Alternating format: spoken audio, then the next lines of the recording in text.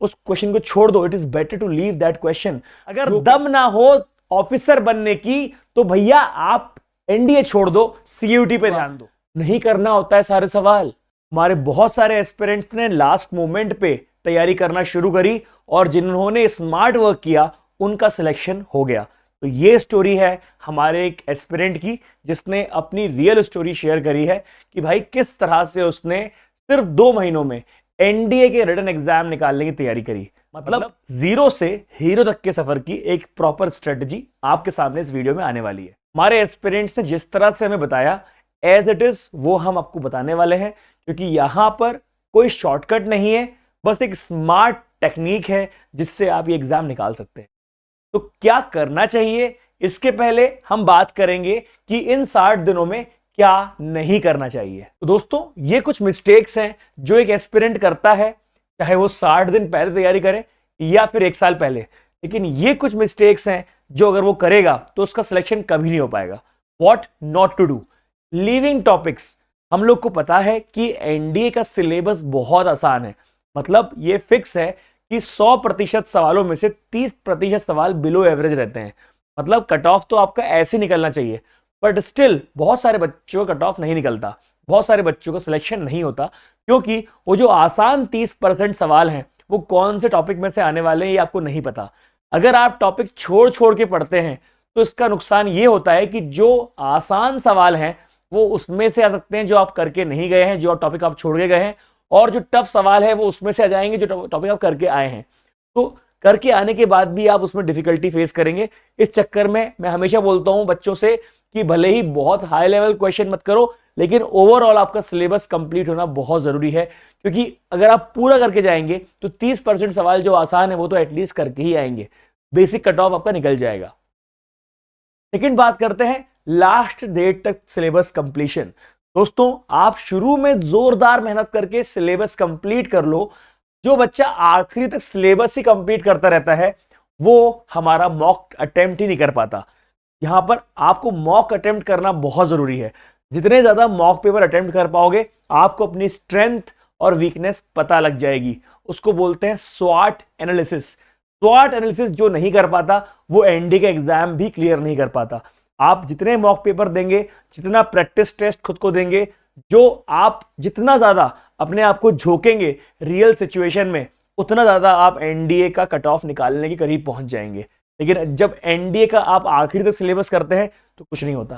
तीसरा पॉइंट है एनडीए या आईआईटी। आईआईटी का सिलेबस पढ़ के बच्चा सोचता है कि एनडीए का सिलेबस तो आराम से कवर हो जाएगा।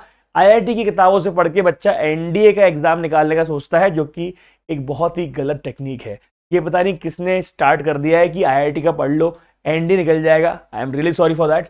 ऐसा नहीं होता। दोनों की अप्रोच बहुत अलग है, दोनों के पेपर को अटेम्प्ट करने का तरीका बहुत अलग अलग है, राइट। सिर्फ ऐसा नहीं होता कि इसमें भी एमसीक्यू इसमें भी एमसीक्यू तो दोनों स्ट्रेटजी बराबर हो गई, नहीं। इसीलिए हमेशा बोलता हूं जितने पेपर आपके पास हैं वो एनडीए के सॉल्व करो, तब जाके एनडीए की तैयारी आप अच्छे से कर पाओगे। आती है ई बुक की बारी। मेरे ही टेलीग्राम ग्रुप पे आपने देखा होगा कि बहुत सारी ई बुक डली हुई हैं। अगर आप ज्वाइन करना चाहें तो आप ई बुक में टेलीग्राम से निकाल सकते हैं। बहुत सारी अरिहंत, पाथफाइंडर, आरएस अग्रवाल, दिशा, सारी किताबें आपको मेरे टेलीग्राम ग्रुप में मिल जाएंगी, कोई दिक्कत नहीं है। आप चाहें तो गूगल लेंस से इस स्कैन करिए इसको और आप डायरेक्ट टेलीग्राम ग्रुप में एंट्री मार लीजिए। लेकिन मेरा हमेशा मानना यह है कि ई बुक से पढ़ने में आपकी स्पीड कम हो जाती है। जो ई बुक आप मुझसे डाउनलोड कर लें पीडीएफ के फॉर्म में, इसको ले जाइए और कहीं से प्रिंट आउट निकलवा लीजिए सस्ते में, जो टॉपिक पढ़ना है उस चीज़ का, तो आपकी स्पीड जो है मल्टीपल टाइम्स बढ़ जाती है। लेकिन आप अगर मोबाइल से देख देख के क्वेश्चन करने वाले हैं तो भूल जाइए, वो वेस्ट ऑफ टाइम है, वेस्ट ऑफ एनर्जी है और वेस्ट ऑफ हर चीज़ है। इसलिए प्रिंट आउट निकाल के हार्ड कॉपी से पढ़ें, ये मेरी रिक्वेस्ट है आप लोगों से। अगला पॉइंट है जीएस को इग्नोर करना। दोस्तों जीएस को जो बच्चा इग्नोर करता है वो अपना सिलेक्शन नहीं रिजेक्शन की तैयारी करना शुरू कर देता है। इसीलिए आप एक पर्टिकुलर बुक उठाइए, अरिहंत की उठा लीजिए, मिशन एनडीए की उठा लीजिए, जीएस की तैयारी करिए। टाइम कम लगेगा, ये गारंटी है मेरी। मिशन एनडीए से पढ़िए, टाइम कम लगेगा और इसको आप बहुत कम टाइम में निपटा पाएंगे। अब बात करते हैं ऐसी निंजा टेक्निक की जिससे आप बहुत ही आसानी से क्लियर कर सकते हैं एग्जाम। दोस्तों आसानी से बोलने का मतलब ये नहीं है कि 40 मिनट में आप एग्जाम निकाल लोगे, नहीं। मेरा मानना यह है कि there is no shortcut to success. Still 60 दिनों में आप स्मार्ट वर्क करके सिलेक्शन अपना एश्योर कर सकते हैं। हर रोज आपको कम से कम 10 दिन का स्टडी आवर तो देना ही पड़ेगा। अगर आपने अभी तक नहीं पढ़ाई करी है या अपना टाइम किसी और जगह पे इन्वेस्ट किया है, आप 60 दिन में अगर दम लगाना चाहते हैं तो दोस्तों I am telling you 10 hours per day आपको देना ही पड़ेगा। और एक और चीज, अगर दम ना हो ऑफिसर बनने की तो भैया आप एनडीए छोड़ दो, सीयूटी पे ध्यान दो। समझ में आई? अब वे मतलब टाइम वेस्ट मत करो। अगर आप प्रोक्रेस्टिनेशन कर रहे हैं, आज का काम कल पे, कल का काम परसों पे, अगर आप इस अप्रोच से तैयारी कर रहे हैं, अगर आपसे मेहनत ही नहीं होती है, अगर आपसे डिसिप्लिन लाइफ ही नहीं है, जब डिसिप्लिन ही नहीं है, आपकी टाइम की इज्जत ही नहीं है, तो आप काहे को ध्यान दे रहे हो इस पे? आप सीयूटी पे ध्यान दो ना यार। चुभती है बात पर ट्रुथ है। ट्रेंडिंग टॉपिक्स को चुनिए जो आपके पास एक चार्ट है। मैं हमेशा अपनी क्लास में शेयर करता हूं चार्ट कि कौन से ईयर में एनडीए 1 में, एनडीए 2 में कौन से टॉपिक से क्वेश्चन ज्यादा आए हैं। जैसे ट्रिग्नोमेट्री, इंटीग्रेशन, प्रोबेबिलिटी, ये कुछ टॉपिक हैं जो कि ट्रेंडिंग टॉपिक माने जाते हैं। इससे हर बार सवाल आते हैं, उसको पहले करिए। मैं आपको हमेशा बताऊं कि ये क्वालिफाई जो होता है ना, वो 2 स्टेप में होता है। पहला स्टेप जो होता है ना, आपको मेरिट के लिए नहीं करना पड़ता। पहला स्टेप आपको सिर्फ और सिर्फ कट ऑफ निकालना पड़ता है। मतलब 45% की तैयारी करते हैं पहले हम लोग, सिर्फ और सिर्फ 45% की। जब हमारा ये 45% एश्योर हो जाता है या 40% भी हमारा एश्योर हो जाता है पहले टीयर में, तो दूसरे टीयर में हम लोग 65% एंड अबव की बात करते हैं। क्या मेरी बात समझ में आ रही है? आप शुरू से ही अगर इस पे ध्यान देंगे तो हो सकता है कई बार आप ये भी लेके ना पाओ। इसीलिए पहले अपना 40-45% जो है कंफर्म कर लो कि हाँ, इतने टॉपिक में से मेरा इतना तो डन हो गई होगा, ये तो कट ऑफ कम से कम निकल ही जाएगा। जब इतना हो जाए तब मेरिट की बात करना। यहां पर मेरिट भी जरूरी है। मेरिट क्यों जरूरी है? क्योंकि 900 नंबर का होने वाला है आपका एनडीए रिटर्न और 900 नंबर का होने वाला है आपका एसएसबी। यहां से जितने नंबर आप निकालोगे और जो एसएसबी में 900 नंबर से निकालोगे तो 18 में से टोटल जो बनेगा उससे आपकी जो लिस्ट बनेगी उससे आपका सिलेक्शन या रिजेक्शन डिसाइड होगा। इसीलिए आपको ध्यान तो देना है, लेकिन उसके लिए आपको पहले लेवल पे अपना 45% एश्योर करना है। उसके बाद 65 के अबव आप मेरिट पे सोचेंगे। जोश नहीं, होश के साथ काम करना है। इसका मतलब ये होता है दोस्तों, एनडीए के कुछ क्वेश्चन तो बहुत आसान रहते हैं, इसके कारण हम कैरिड अवे हो जाते हैं। इसीलिए एनडीए का पेपर देना एक आर्ट के समान होता है। एक ऐसा आर्ट जिसमें आप लोग को पता होना चाहिए कि कब कौन सा क्वेश्चन छोड़ना है। It is an art of leaving question.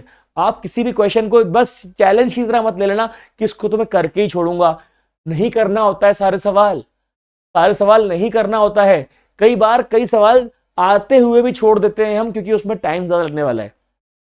Negative marking तो करना ही नहीं है। अगर आपको लगता है कि 70% भी अगर ये क्वेश्चन सही है और 30% शायद सही ना हो, उस क्वेश्चन को छोड़ दो। It is better to leave that question.